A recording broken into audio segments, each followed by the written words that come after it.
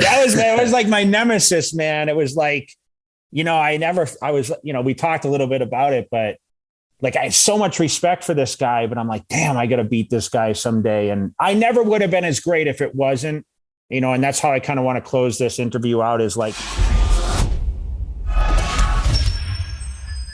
I'm really curious about this. You own a supplement company, and I'm really wondering what would be the top 3 natural supplements that you would take if you could only take 3. It doesn't have to be in any order, like their top 3 most important or best ones, like be it beta-alanine or caffeine or pre-workout pump or whey protein or caffeine, probiotics. Like what are the 3? Creatine, testosterone, like any of them, but you can only take 3. And it's your favorite. I don't care the bro science, whatever. What do you personally like the most? I would say B12, vitamin B12, because I feel that everyone's kind of deficient. Trying to think what I take on a daily basis. I mean, I don't want to sit there and say caffeine, even though I believe like a lot of people are going caffeine free now. Pump for sure. If I'm training, a pump product. I mean, Arginine started as like a lot in the pump products. And now, of course, we have citrulline, which I feel works well with me a lot. I love L-citrulline. Yes. Yeah. Some people don't have a reactive system for citrulline. Like they don't feel it as much. Some people use glycerol, right? They think that that's better. Just for you personally, though. So a pump product and not really caffeine, like, do you drink a lot of caffeine or do you consume a lot of it in a day? I try not to. Like my pre-workout, like I have 2 different. So I have a pump stim free. Yeah. And then I have a caffeine that has some pump to it.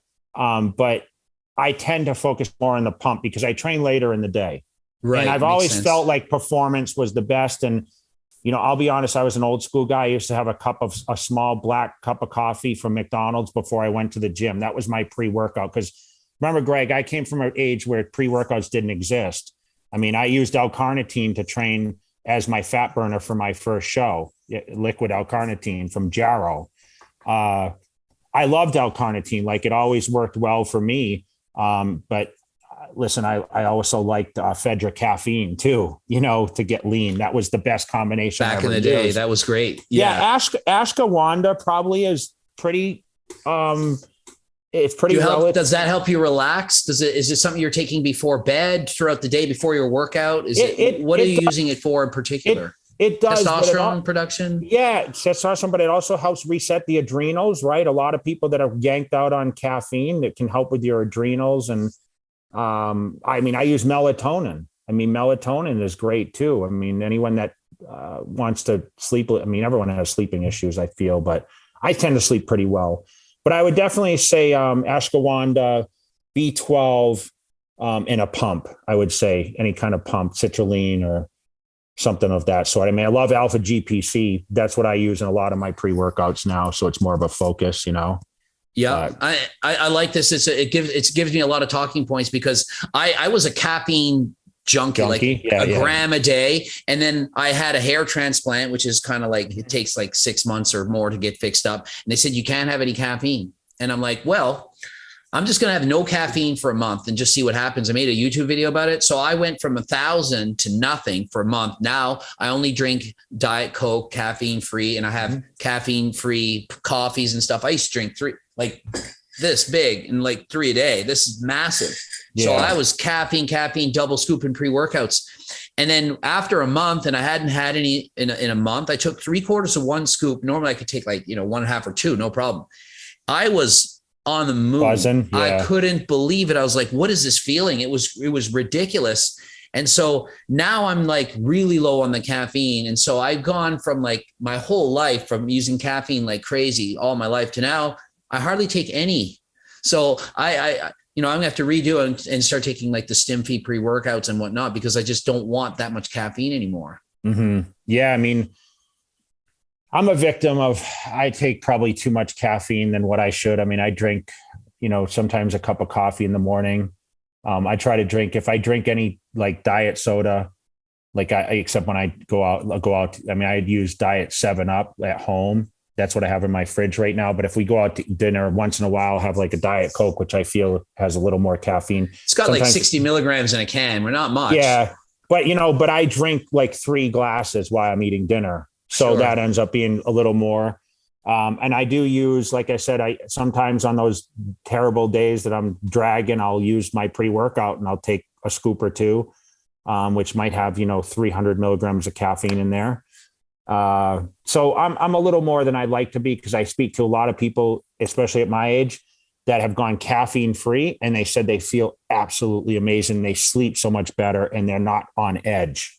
Yeah. And for me, I've said this many times, if I had to choose between a fat burner and a sleeping pill, I'm taking the sleeping pill. And when I say sleeping pill, people have criticized, I'm not talking about going to the doctor and taking like some prescription thing to knock you out. I'm talking about like your melatonins and just things to take before bed. So I really feel like sleep is like one of the hardest things for me to get. I don't know why. The older I get, the harder I have I find it harder to get good night's sleep.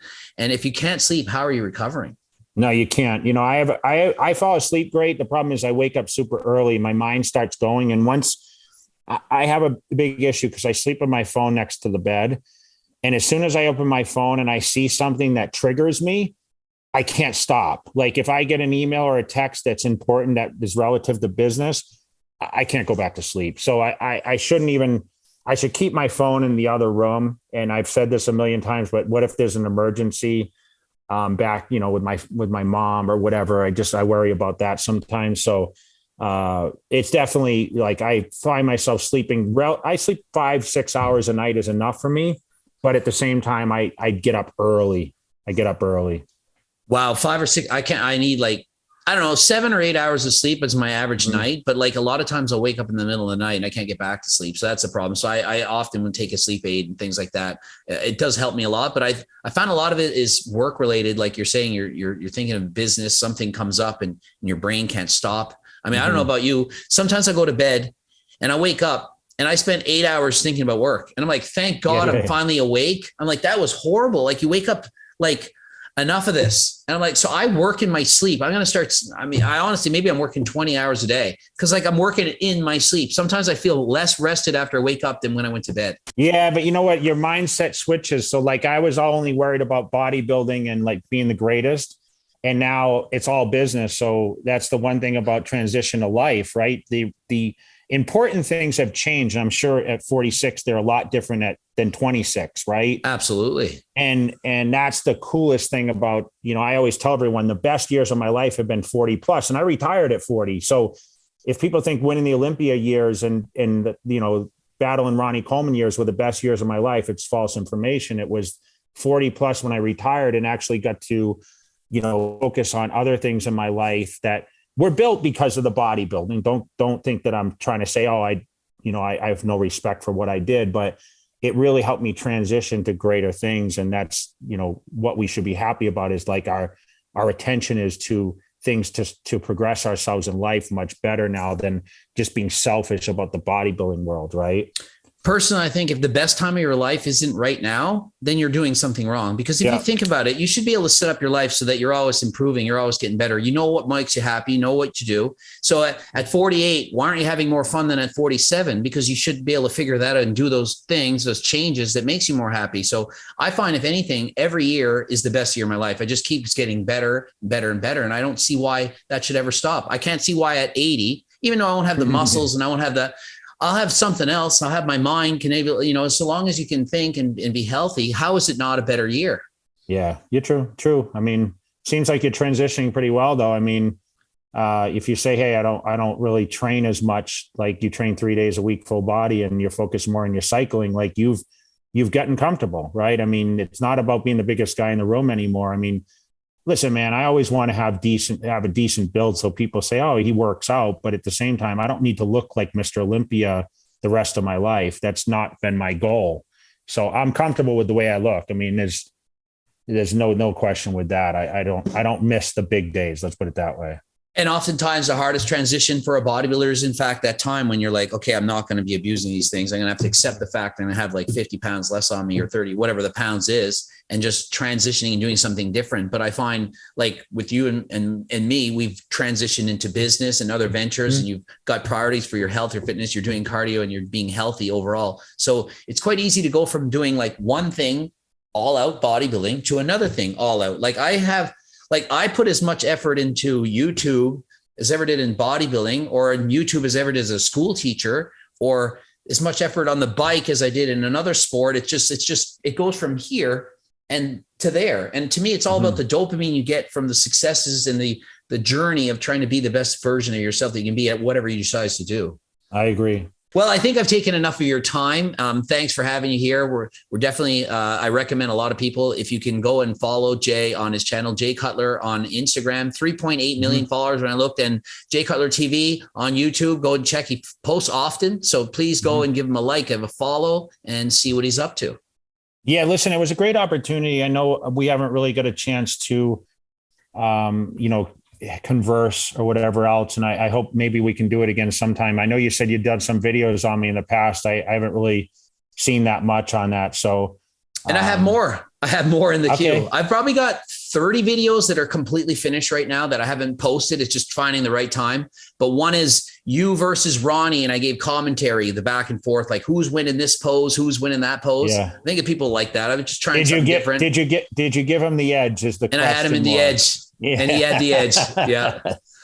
It was like my nemesis, man. It was like, we talked a little bit about it, but like, I had so much respect for this guy, but I'm like, damn, I got to beat this guy someday. And I never would have been as great if it wasn't, and that's how I kind of want to close this interview out, is like Ronnie Coleman made me that much greater, but so did Dexter Jackson, Chris Cormier, Phil Heath.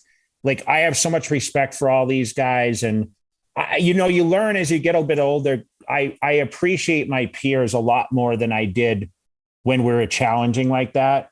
So you'll notice a lot when I post on Instagram or on YouTube and I talk a lot about them. I have so much respect for them now because they made me be able to have the capability to be as great. Like, the potential came out of me even more because these guys were just challenging me, and I was scared. I was honestly scared. Like, I didn't want to lose. And, now, we're able to put this information out there. And I know today we touched on a lot of things that I think people look at with a different view. And I hope that's what it is. It's all about knowledge and experience and listening to those people that, maybe people look upon. And like you said, you have the people that follow you, that respect you. And I have my people that respect what I did. And, and for us to kind of come together and kind of mix those people together. I mean, any questions, like I said, you guys feel free to hit me up, and hopefully we can do it again someday, Greg, Awesome. Happy to hear that. And in particular, on that show, I remember it was the back.